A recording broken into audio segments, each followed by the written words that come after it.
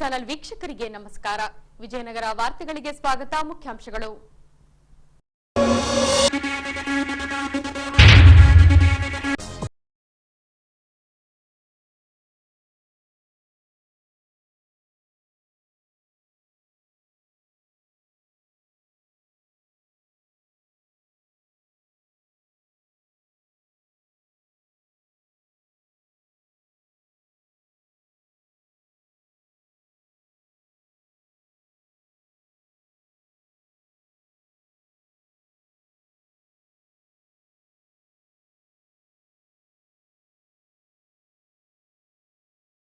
ನಡೆದ ಹನುಮ ಜಯಂತಿ ಗೀತಗಾಯನ ನಡೆಸಿಕೊಟ್ಟ ಮಕ್ಕಳು.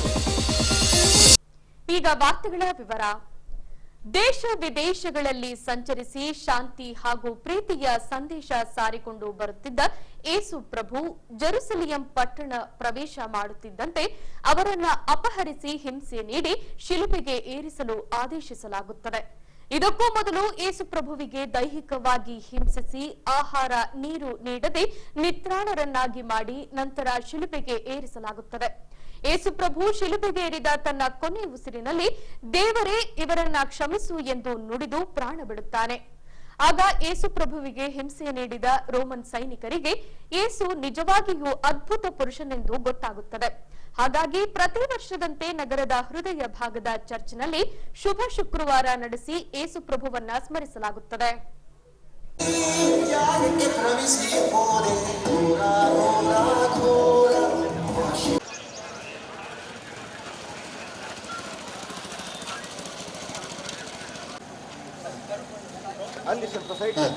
ಈ ಕಡೆದವರು ಡಾನ್ ಬಾಸ್ಕೋ ನನ್ನ ಆತ್ಮವು ನಿತ್ಯ ಜೀವದೆಡೆಗೆ ಪಯಣಿಸುವಂತೆ ಕರುಣಿಸಿರಿ.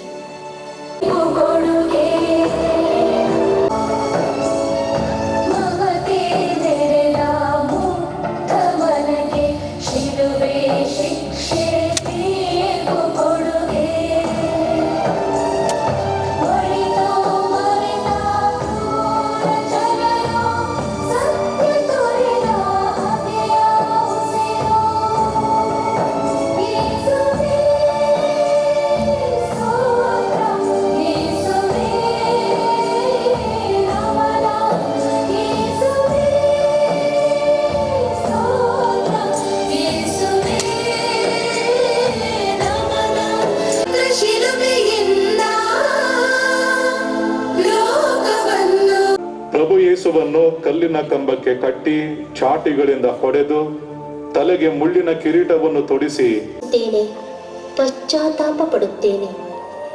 ಪುನಃ ಪಾಪದ ಕೂಪಕ್ಕೆ ಬೀಳದಂತಿರಲು ಸಹಕರಿಸಿರಿ. ಸಮಾಧಾನದಲ್ಲಿ ವಿಶ್ರಮಿಸಲಿ.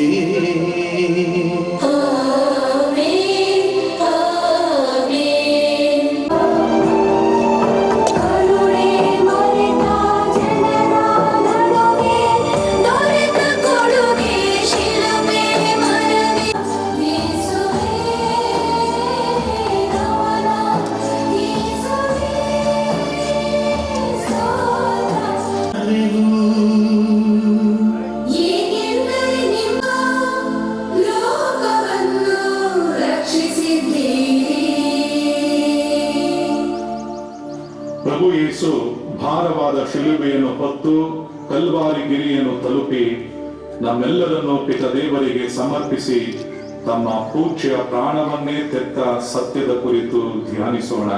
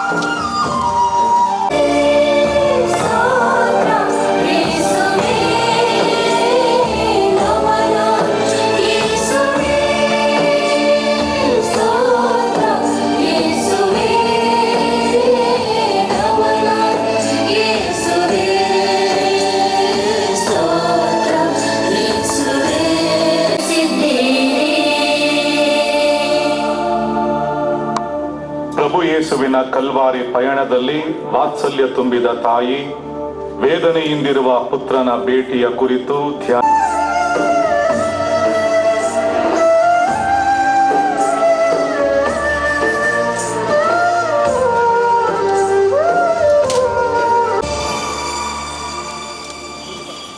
ಐದನೆಯ ಸ್ಥಳ, ಸಿರೇನ್ಯದ ಸಿಮೋನನು ಯೇಸುವಿನ ಶಿಲುಬೆ ಹೊರಲು ಸಹಾಯ ಮಾಡುತ್ತಾನೆ.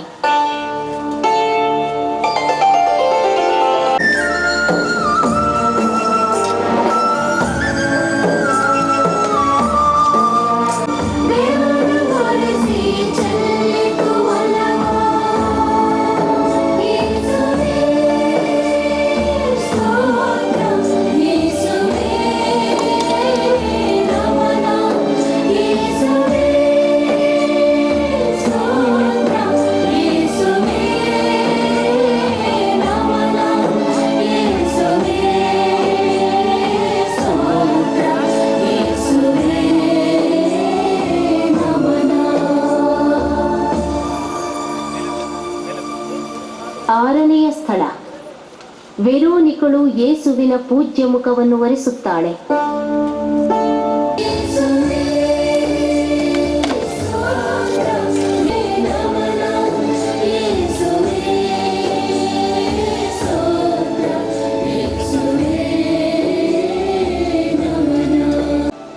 ಸಾಯುವ ತನಕ ನಿಮಗೆ ನಿಷ್ಠೆಯಿಂದಿರುವ ವರವನ್ನು ದಯಪಾಲಿಸಿರಿ. ನನಗೆ ಒದಗಿ ಬರುವ ಶೋಧನೆಯ ಸಮಯದಲ್ಲೂ ಪ್ರಭು ಯೇಸುವೆ, ನನ್ನ ಪಾಪಗಳಿಂದ ನಿಮ್ಮನ್ನು ದುಃಖಪಡಿಸಿದ್ದಕ್ಕಾಗಿ ಕ್ಷಮೆಯಾಚಿಸಿಕೊಳ್ಳಲಿದ ನನ್ನ ಪ್ರೀತಿಯ ಪ್ರಭು ಯೇಸುವೆ, ನಿಮ್ಮ ವಿರುದ್ಧ ಮಾಡಿರುವ ನನ್ನೆಲ್ಲ ಪಾಪಗಳಿಗಾಗಿ ದುಃಖಪಡುತ್ತೇನೆ. ನನ್ನ ಪಾಪಗಳಿಂದ ನಿಮಗೆ ನೋವುಂಟು ಮಾಡಿದ್ದಲ್ಲದೆ ನಿಮ್ಮ ಅಸಮಾಧಾನಕ್ಕೂ ಕಾರಣನಾಗಿದ್ದೇನೆ.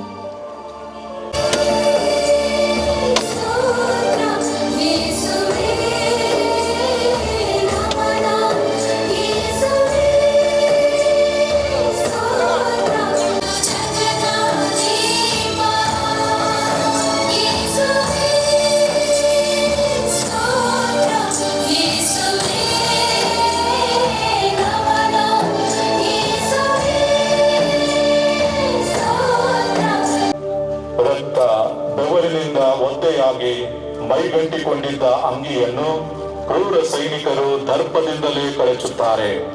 ಇದರಿಂದ ಚರ್ಮವೇ ಬಟ್ಟೆಯೊಂದಿಗೆ ಕಳಚಿ ಬಂದಂತಾಗಿ ಮತ್ತೊಮ್ಮೆ ಎಲ್ಲವೂ ರಕ್ತಮಯವಾಗುತ್ತದೆ.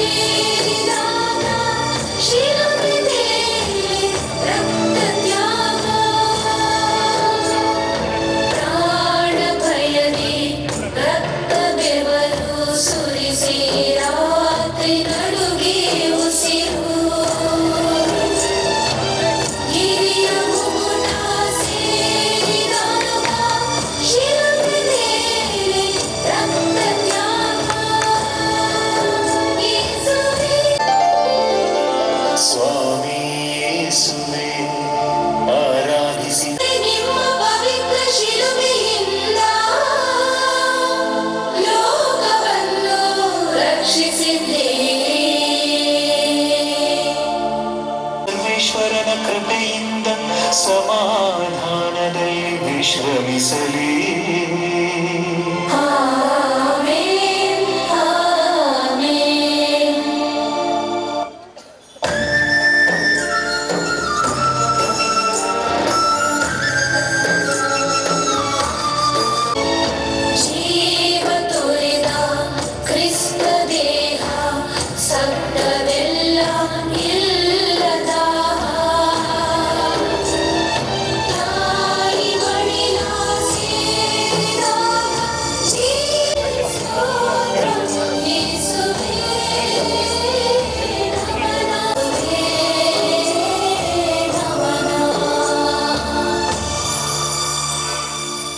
ಮೂರನೆಯ ಸ್ಥಳ, ಶಿಲುಬೆಯಿಂದ ಯೇಸುವಿನ ದೇಹವನ್ನು ಇಳಿಸುತ್ತಾರೆ.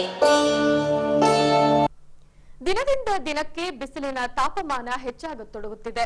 ಹಾಗಾಗಿ ಹಂಪಿ ಝೂನಲ್ಲಿನ ಪ್ರಾಣಿಗಳಿಗೆ ತುಂತುರು ನೀರಿನ ವ್ಯವಸ್ಥೆ ಕಲ್ಪಿಸಿ ಪ್ರಾಣಿಗಳಿಗೆ ತಂಪೆರೆಯುವ ಕೆಲಸ ಪ್ರಾರಂಭಿಸಲಾಗಿದೆ.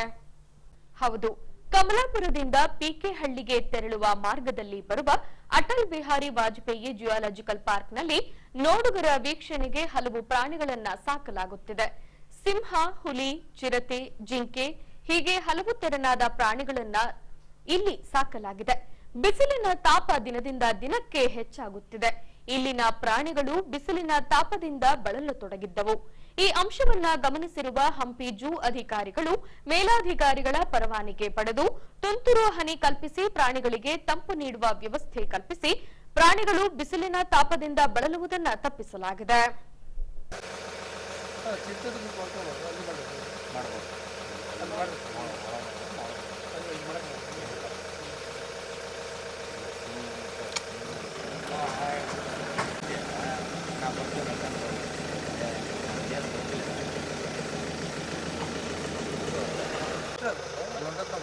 ಬಳಸಿದೆ ಮಾತಾಡ್ಕೊಂಡು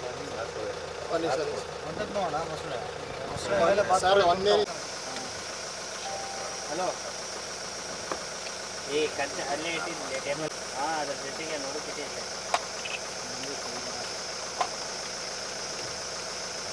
ಬೆಳಿಗ್ಗೆ ಇಟ್ಟು ಬಂದಿ ನಾನು ನೆನಪು ನೋಡಿ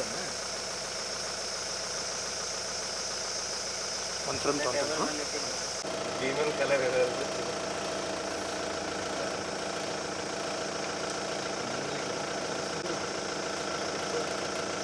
ಎರಡೇ ನಿಮಿಷ ಸರ್. ಇಲ್ಲಿಂದ ಇರಬೇಕು. ಇಲ್ಲಿ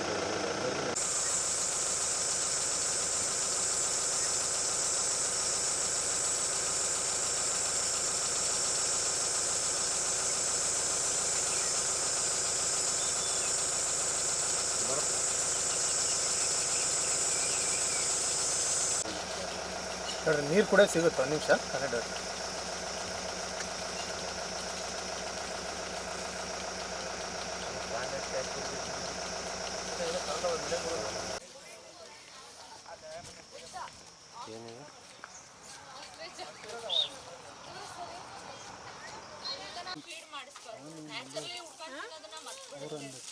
ಹಂಗಾಗಿ ಏನನ್ನು ತಿನ್ಸಕ್ ಹೋಗ್ಬೇಡ್ರಿ. ಅದು ಹುಟ್ಟಿದೆ ಅಂದ್ರೆ ಅದು ತಿನ್ನೋದು ಗೊತ್ತಿಲ್ಲ. ಅಲ್ಲ, ಇದೇ ಕಟ್ ಅಂಡ್ ಪೇಸ್ಟ್ ಒಂದೇ ಸರಿ ಮಾಡೋಕ್ಕಾಗಲ್ಲ. ಇದನ್ನು ಸುಮ್ಮನೆ ಇಲ್ಲ ಅಂತ ಒಂದು ಮಾರ್ಕೆಟ್ ಇದಿಲ್ಲ ಅಂತ ಅವಕಾಶ ಇದೆ. ಇಲ್ಲ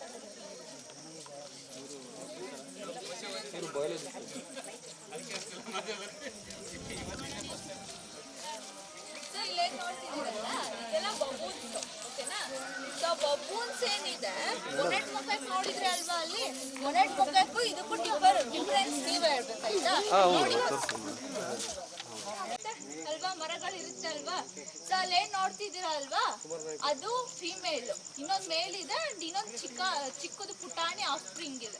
ಹೊಸಪೇಟೆ ತಾಲೂಕಿನ ವ್ಯಾಪ್ತಿಯಲ್ಲಿರ್ತಕ್ಕಂಥ ವಾಜಪೇಯಿ ಜಿಯಾಲಜಿಕಲ್ ಪಾರ್ಕ್ನಲ್ಲಿ ಪ್ರಾಣಿಗಳಿಗೆ ಕೂಡ ಸ್ಪ್ರಿಂಕ್ಲಿಂಗ್ ವ್ಯವಸ್ಥೆ ಮಾಡಿದ್ದಾರೆ. ತಮ್ಮಲ್ಲಿ ನನ್ನ ಬಲಬಾಡುತ್ತಿರುವುದು ಅಲ್ಲಿ ಬಂದ್ ಮಾಡ್ಕೊಂಡು ಪೂರ್ತಿ ಇದು ಹೊರಟಂಗೆ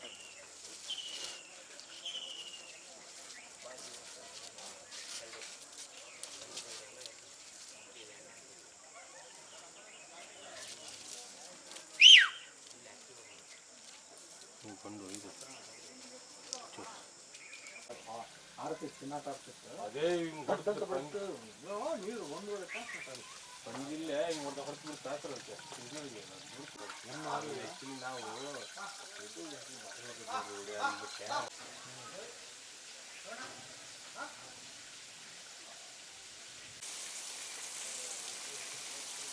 ಈ ಕಡೆ ಟೈಗರ್ ಕರೀಲ್ಲ ಸರ್.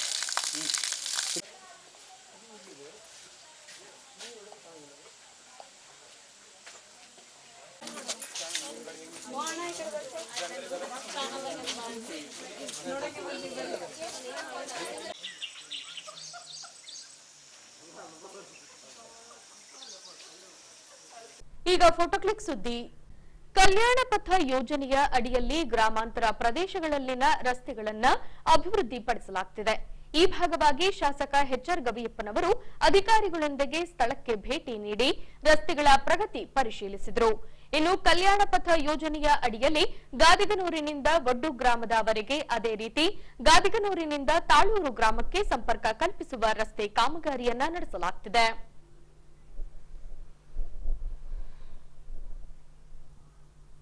ಹೊಸಪೇಟೆ ನಗರಸಭಾ ವ್ಯಾಪ್ತಿಗೆ ಬರುವ 35ನೇ ವಾರ್ಡ್ ಈಶ್ವರ ನಗರದಲ್ಲಿ ಬಾಲಾಂಜನೇಯ ದೇವಸ್ಥಾನದಲ್ಲಿ ಹನುಮ ಜಯಂತಿ ಕೈಗೊಳ್ಳಲಾಗಿತ್ತು. ಹೀಗೆ ಮೆರವಣಿಗೆ ನಂತರ ಬಾಲಕ ಬಾಲಕಿಯರಿಂದ ಕೊಳಲು ವಾದನ ಸೇರಿದಂತೆ ಗೀತಗಾಯನ ನಡೆಸಿಕೊಳ್ಳಲಾಯಿತು.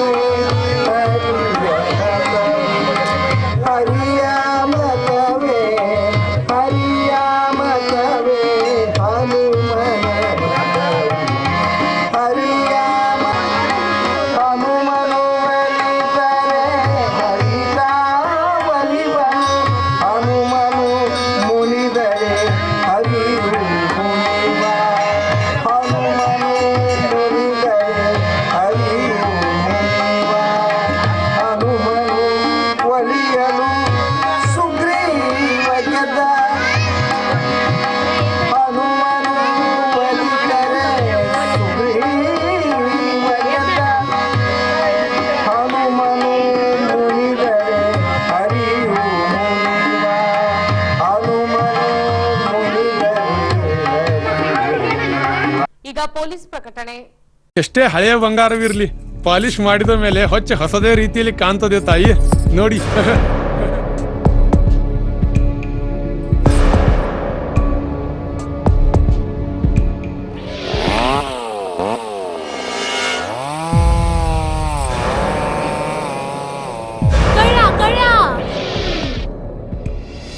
ತಾಯಿ, ನಿಮ್ ಮೈ ಮೇಲೆ ಅದು ಹೊಲಸು ಬಿದ್ದಿದೆ.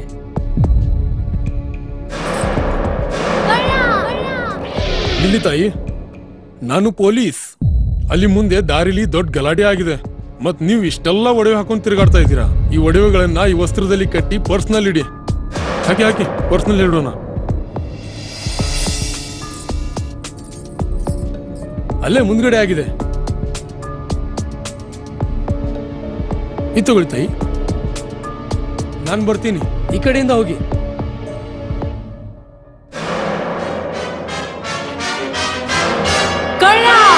ಇಂತಹ ಮೋಸದ ಸಂಗತಿ ನಿಮಗೂ ನಡೆಯಬಹುದು. ತಮ್ಮ ಬೆಲೆ ಬಾಳುವ ಒಡವೆ ಆಭರಣ ವಸ್ತುಗಳನ್ನು ಎಚ್ಚರಿಕೆಯಿಂದ ಕಾಪಾಡಿ. ಯಾವುದೇ ಮಾತುಗಳಿಗೆ ಮರುಳಾಗಬೇಡಿ. ಸಂಶಯಾಸ್ಪದ ರೀತಿಯಲ್ಲಿ ಯಾರಾದರೂ ಕಂಡು ಬಂದರೆ ಸಮೀಪದ ಪೊಲೀಸ್ ಠಾಣೆಯನ್ನು ಸಂಪರ್ಕಿಸಿ. ಈಗ ಕೊನೆಯಲ್ಲಿ ಮತ್ತೊಮ್ಮೆ ವಾರ್ತೆಗಳ ಮುಖ್ಯಾಂಶಗಳು.